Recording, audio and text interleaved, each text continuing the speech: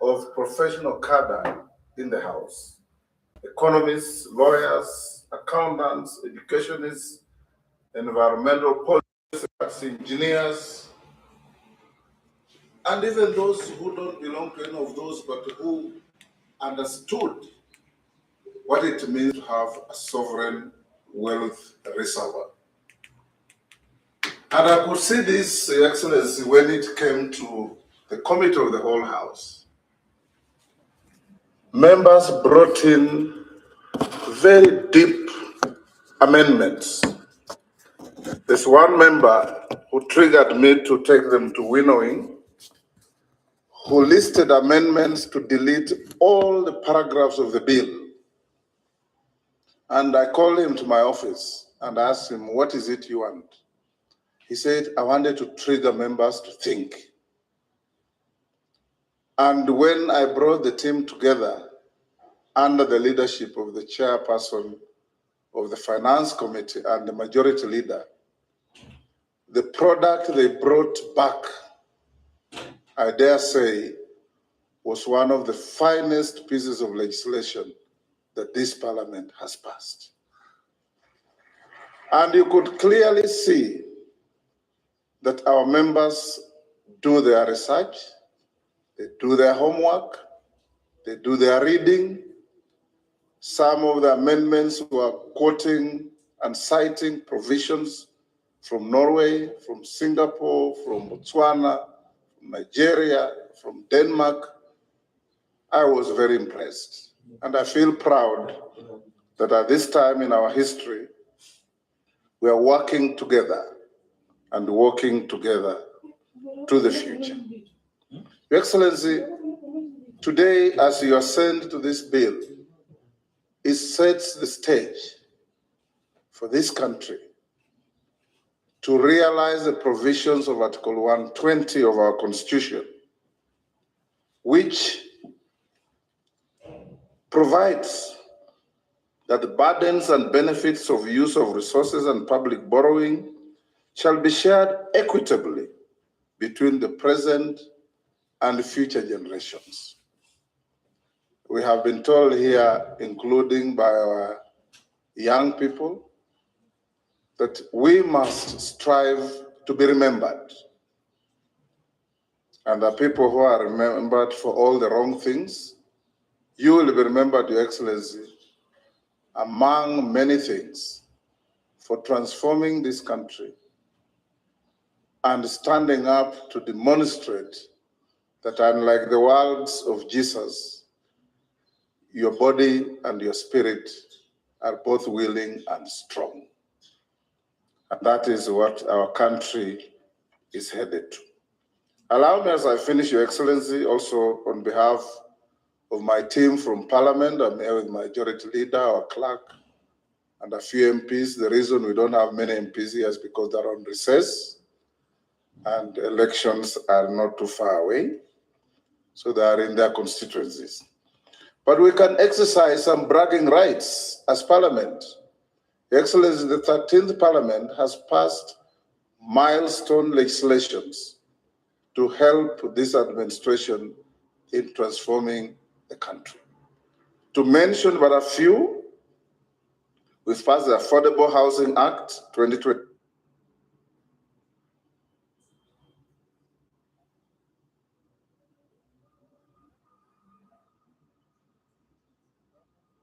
Crisis 2025, the Judges Retirement Benefits Act 2026, which, Your Excellency, you remember the Chief Justice telling you that there was an attempt to change that act that was passed through colonial rule in 1948. And all attempts since independence failed until the 13th Parliament passed it. The Virtual Asset Service Providers Act, the Technopolis Act, the Climate Change Amendment Act, the Sugar Act. This particularly, Your Excellency, is a milestone. You remember when you came into office, all the sugar factories in the country, apart from a few private ones, had collapsed. And we are draining resources from the national treasury to pay farmers and workers in factories that were not working. They were not working.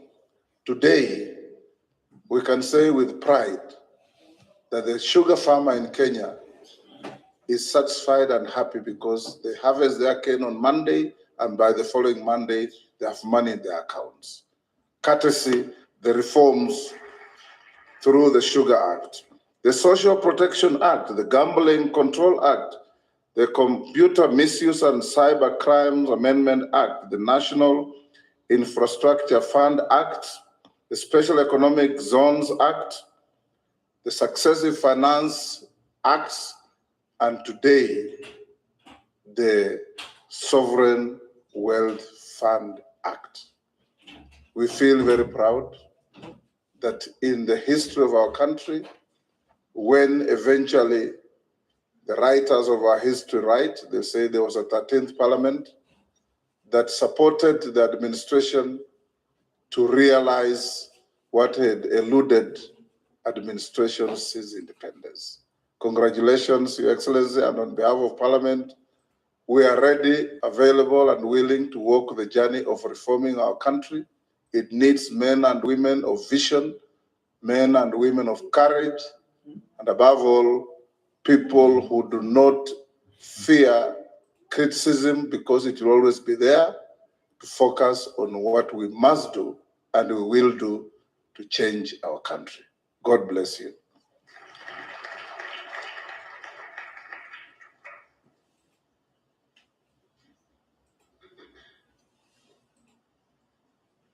Mr. President, let me join all those who have spoken before me to congratulate you for leading our country into this remarkable occasion when we are witnessing the coming into force of one of the most consequential legislations in the history of our country that honors the requirements of our Constitution to use the natural resources we have for the benefit of both the present and future generations. Your Excellency, I've listened to all those who have spoken, the captains of industry who had very, very useful inputs and today we enshrine in law the institution that will ensure that the prosperity of those assets we create endures for generations, and that is the National Sovereign Wealth Fund. Let me state the principle plainly, because everything I say after this flows from it. If the National Infrastructure Fund builds the assets that grow our nation, the Sovereign Wealth Fund preserves and multiplies the wealth the assets create. I know there was a question asked to the panelists. I must congratulate all the panelists who spoke here for their candor in explaining to us from their perspective, from the private sector perspective, what they see in what we are doing as government. And the question was, we have the National Infrastructure Fund, now we have the Sovereign Wealth Fund. What is the difference and what is the connection? In my very simple understanding, the National Infrastructure Fund builds our present. You know very well that we have many projects, critical infrastructure that we are desirous of building as a nation. But on the other hand, we have limited resources on how to deliver on these very critical infrastructure projects.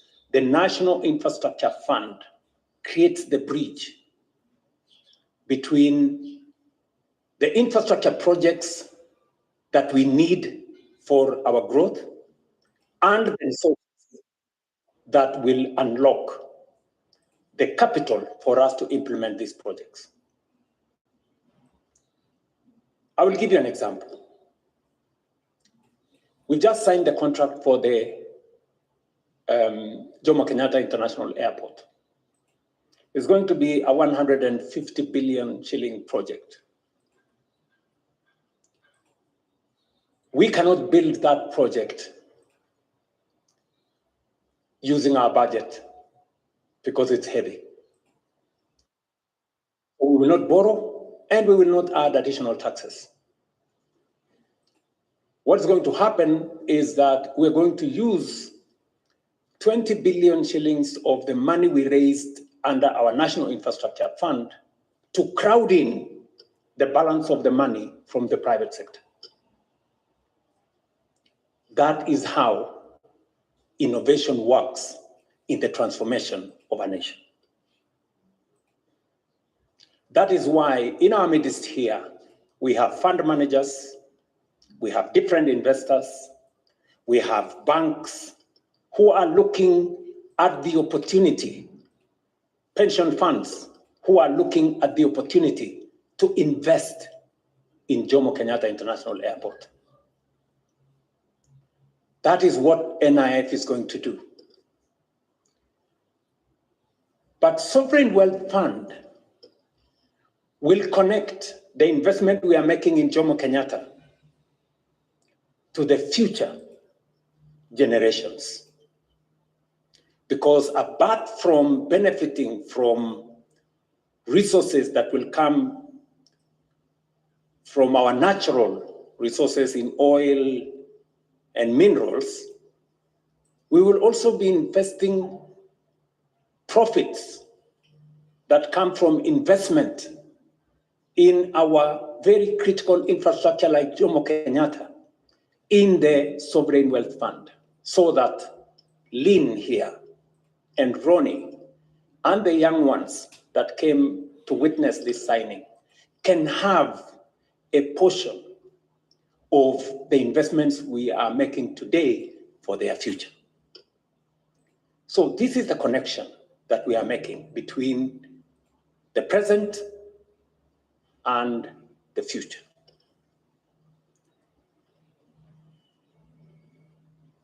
These are not isolated milestones.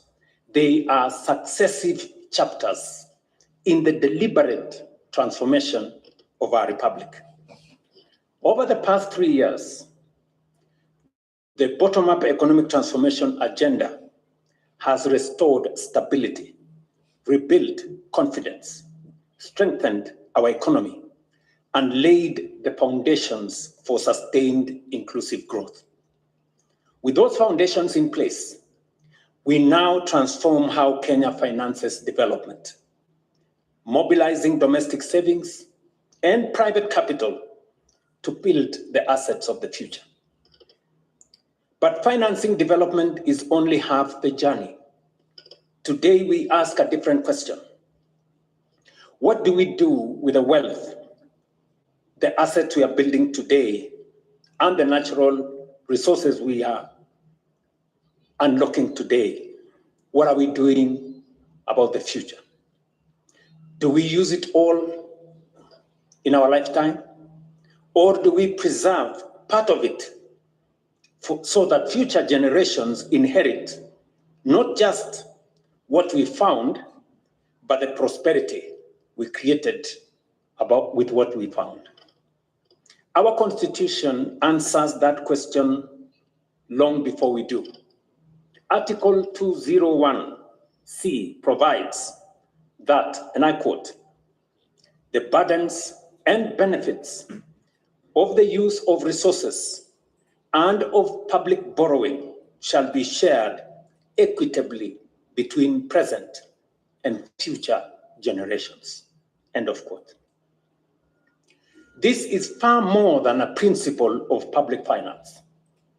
It is a constitutional covenant between generations. Today, through the Sovereign Wealth Fund, we give practical effect to that constitutional promise in front of our children. Natural resources are different from taxation or ordinary economic production. They are finite by their nature. Once a barrel of oil is extracted, it can never be extracted again.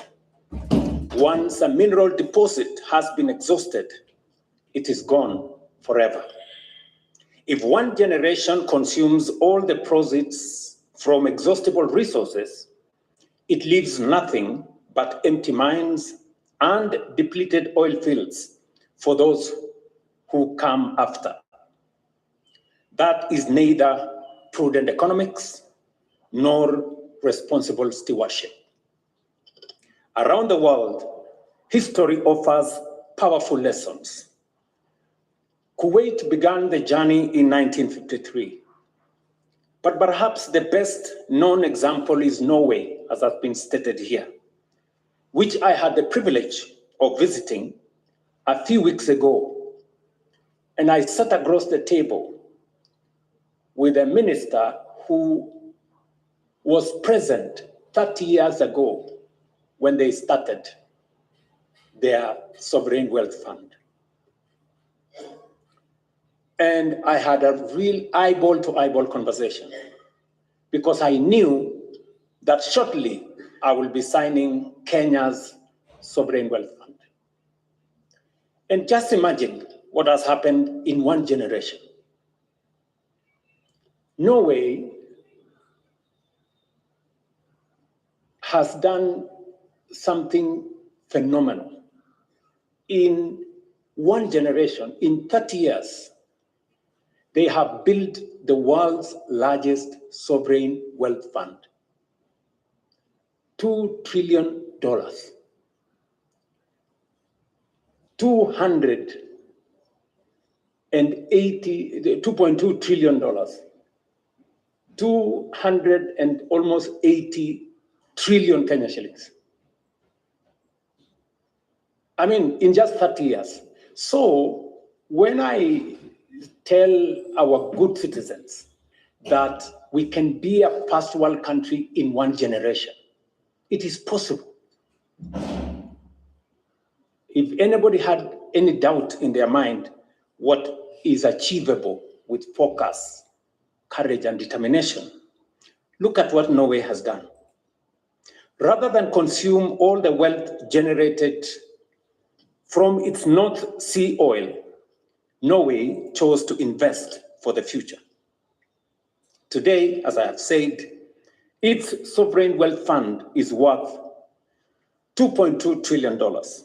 It owns about 1.5% of all listed companies in the world, with investments in more than 7,200 companies across the globe, including Equity Bank, right here at home, 14% in James' own words. That is how transformation works. That is the power of disciplined investing and long-term thinking. Closer home, Botswana, again, as has been said here, build the Pula Fund. Pula means rain. In a dry land like Botswana, setting up a reserve is not an indulgence. It is a survival strategy. Rwanda has done the same. Many other countries have done so. Today, Kenya proudly joins that community of nations that saves while they build. The lesson from each of these nations is unmistakable. Natural resources create opportunity. Institutions determine destiny. Without the right institutions, even great natural wealth can become a missed opportunity. Economists call this the resource curse. I dare say they give it the wrong name. The curse is not the resources. The curse is the failure in stewardship. Kenya has learned this lesson through experience. For many years, Kenya extracted titanium from the mineral sands of Kwale. It was one of the largest mining investments in our country's history. The minerals were extracted. Those deposits can never be mined again. What answer shall we give one day to our children when they ask us what happened to titanium? That is why this legislation that today becomes law in Kenya is consequential.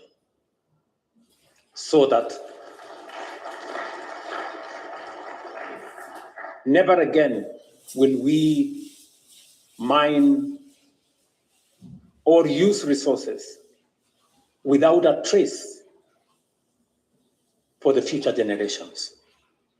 Kenya is expected, and you have heard from Paul Ruto, to commence oil production from the Lokichar Basin in Turkana.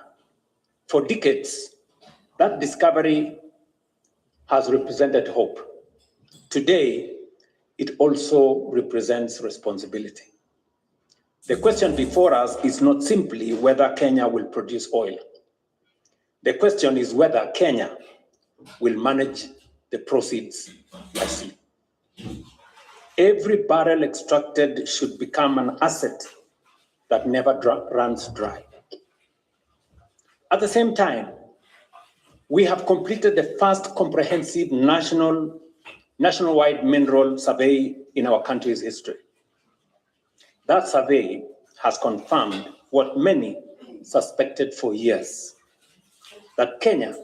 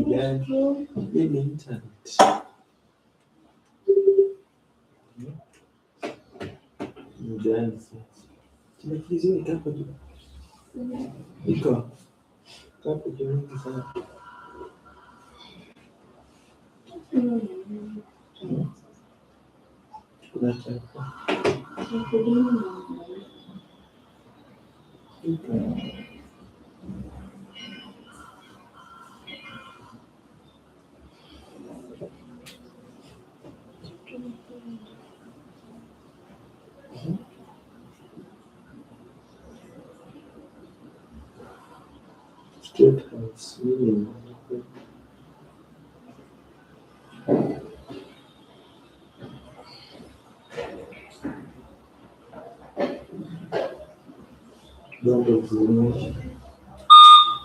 Weka tu hapo. Nilishalipa.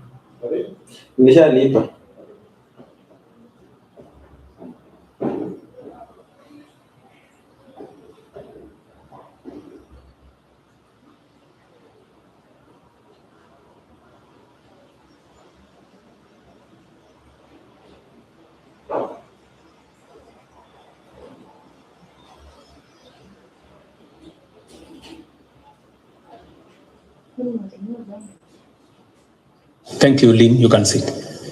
Yeah. Because it is easier for us to think that there are things government can do. But if you do not have the institutions, and if you have not built the capacities for you to face certain situations, it becomes difficult. But now with this fund, we will begin to build the buffer to take care of situations of challenge like those. The second fund is to build our future through the strategic investment window. Working alongside the National Infrastructure Fund, it will help finance strategic national investments that create jobs, expand opportunity, and strengthen our economy. The third and most important is that it secures our children's future. Through the future generations, what we will call Urithi Fund, a portion of our petroleum and mineral revenues will be professionally invested so that the wealth from our finite natural resources becomes a permanent national inheritance. The law also establishes a clear framework for managing those resources. Petroleum and mineral revenues will capitalize the fund. 30% will be preserved through the Future Generations Fund, while the balance will strengthen economic stability, as I have said, and support strategic national investments. Ladies and gentlemen, a fund entrusted with the wealth of generations must itself be worthy of that trust. That is why this act places governance, transparency, and accountability at its very heart. The Sovereign Wealth Fund will belong but to the Republic of Kenya. It will be managed according to the law, our constitution, and the enduring interests of the Kenyan people. The Act provides for independent professional management, strong parliamentary oversight, and transparent public reporting and robust auditing. Every shilling must be accounted for. Every decision must be guided by prudence. Every investment must be measured by the legacy it leaves for future generations. Ladies and gentlemen, history seldom remembers nations for resources they possessed. It remembers them for the choices they made with those resources. The nations that achieve lasting prosperity share one defining characteristic. They think beyond the present. They plan in decades, not election cycles. They build institutions that endure across administrations and across generations. Permit me to express my appreciation that today Kenya chooses, sorry.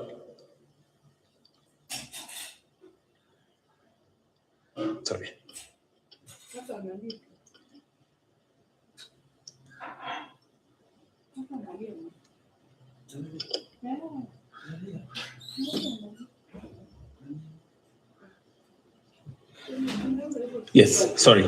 History, as I said, seldom remembers nations for resources they possessed. It remembers them for the choices they made in the use of those resources. The nations that achieve lasting prosperity share one defining characteristic. They think beyond the present, they plan in decades, not in election cycles, and they build institutions that endure beyond administrations and across generations. Permit me to express my appreciation to the National Assembly and the Senate for the diligence, patriotism, and sense of national purpose with which they have passed this legislation.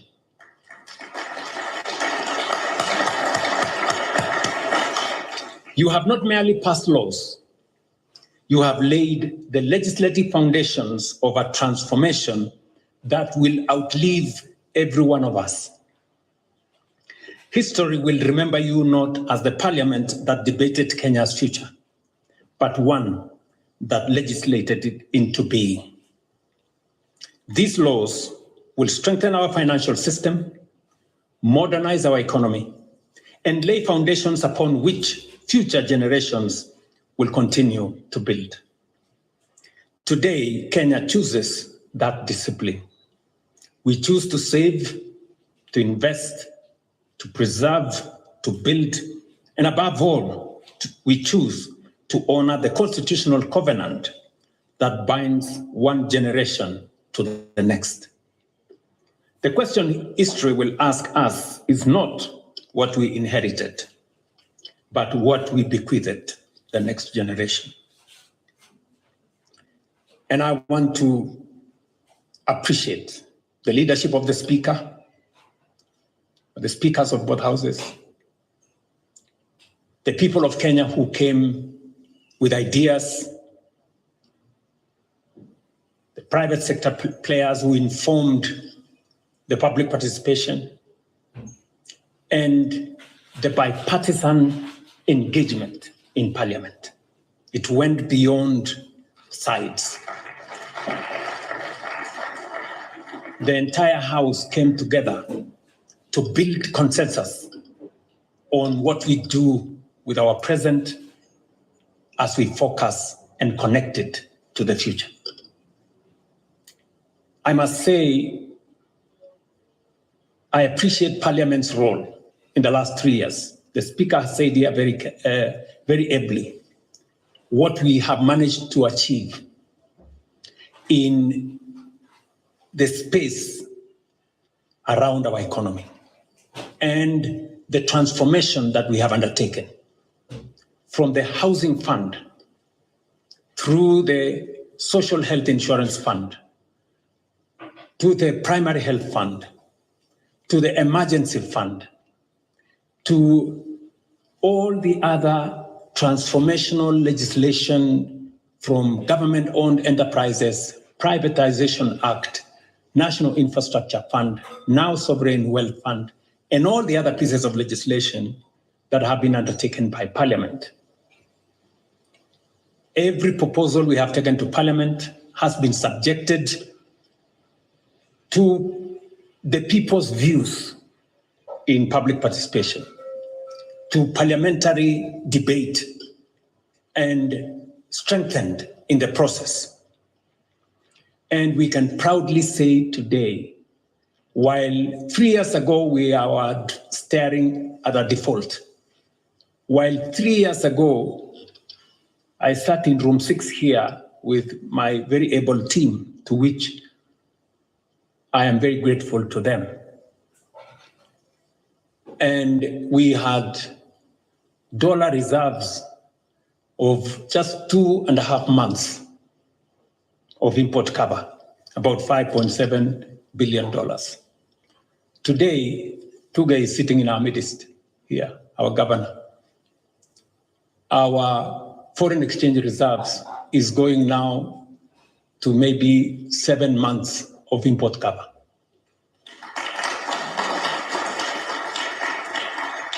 I think just yesterday or the day before, we are almost tripling our foreign exchange reserves in Kenya.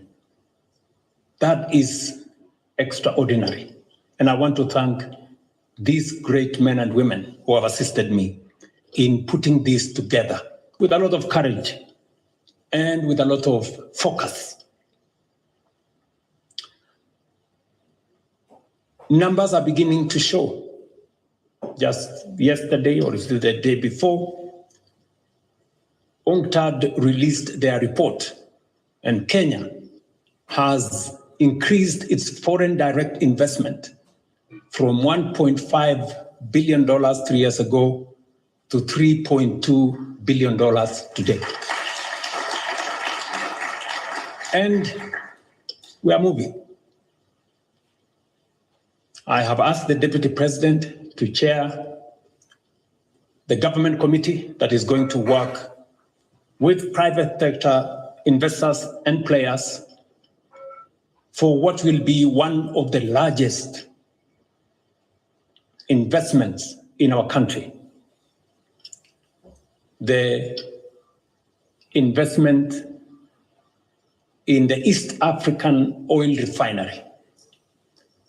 A 2.2 trillion shilling investment in our country. And we have already set a date for the groundbreaking, just for your information.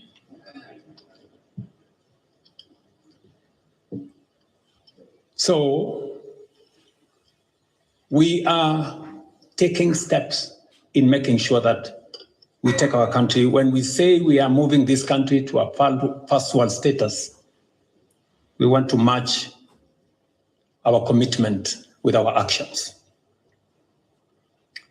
May history record that we honor the trust placed in our generation, not by exhausting our nation's resources, but by preserving, growing, and expanding them. May future generations look upon this moment, and representatives of that future generation are here with us this morning, and say they did not consume our inheritance. They secured it. They did not merely govern for their time, they governed for us as well. God bless you all. God bless Kenya. And I wish you all the very best this moment. Asanteni sana. And to all our friends who have come here, I know there are many actors. My good friend Tadese from TDB Bank here. Our good friends from IFC are here. From the World Bank are here. Our good friends from ATD are here. All the good people from, I see the new chairman of the Nairobi Stock Exchange or Securities Exchange here, Mr. Mulwa, and the immediate former is here, and many other people who are here. I see many fund managers. I see many pension fund people here, many people from the banks. If there was a moment we are discussing real money, this is the moment. And we are discussing it with the right people. And I am very confident about the economic future of our country. I think the more we pull together, the more we understand what we are doing, listening to all the captains of our financial institutions here, from the pension funds all the way to the banks, it gives me a lot of confidence that we are now in sync, that the future of our nation is not just in the hands of government, it is in the hands of our society, that the private sector is as much part of the discussion about the governance of our country and the future of our country as it is the responsibility and business of every citizen of our republic, that our children, Lynn and Ronnie, representing them here, are also part of the conversation about our country and about our future. It's a very proud moment for me as we take these steps, consequential, historic steps of taking our country to the next level. I see people from the insurance industry and all the other players. And when I listen to what they are saying, deepening the financial markets, I have been to the Nairobi Securities Exchange 5 times.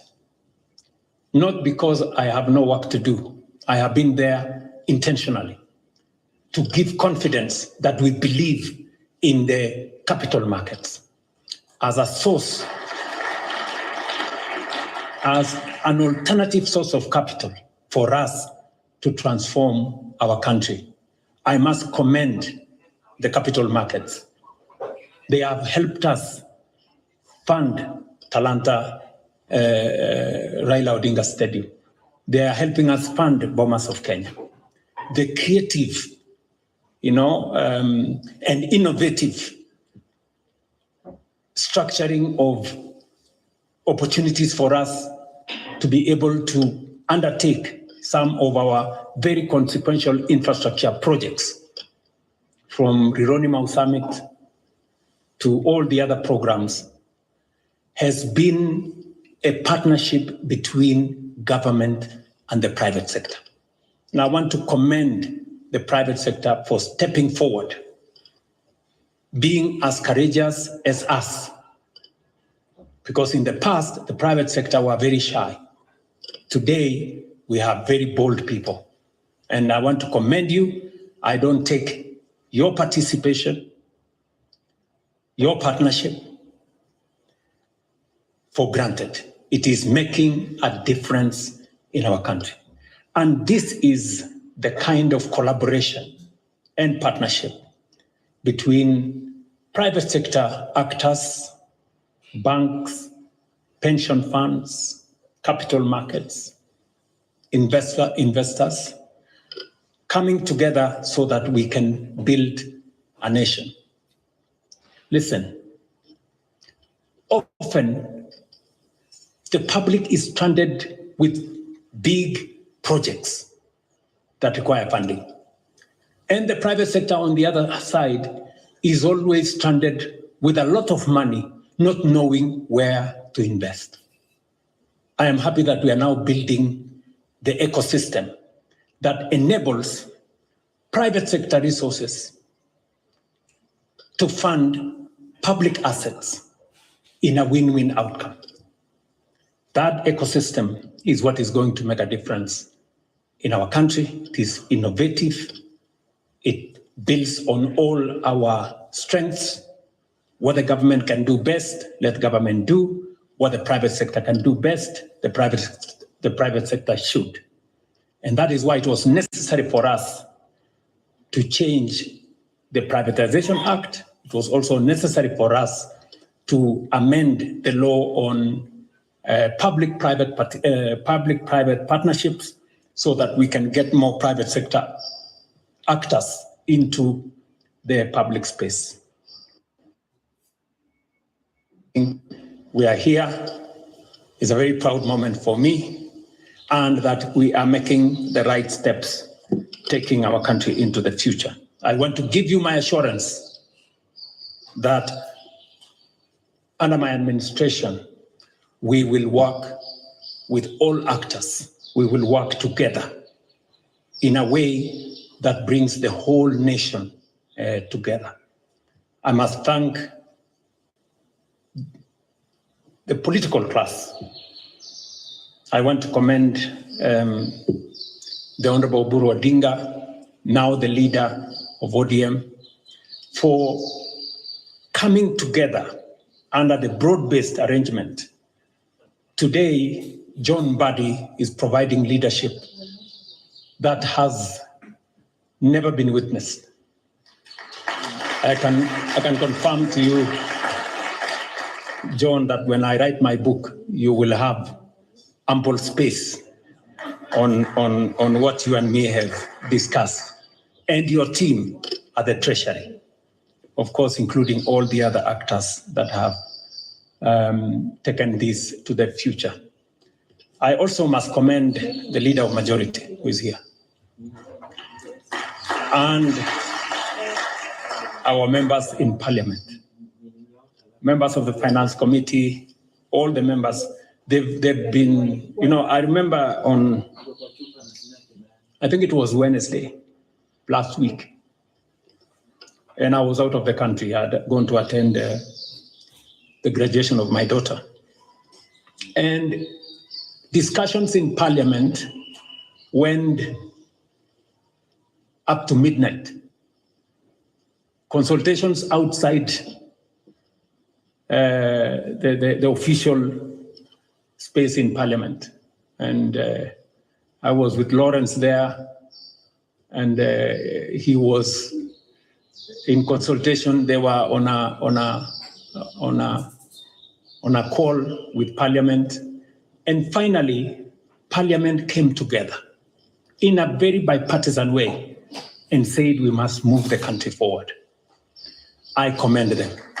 And thank you very much, Kimani, for your leadership, the chair of our Finance Committee for his leadership, and all the other actors. I don't take it for granted because I know what it means.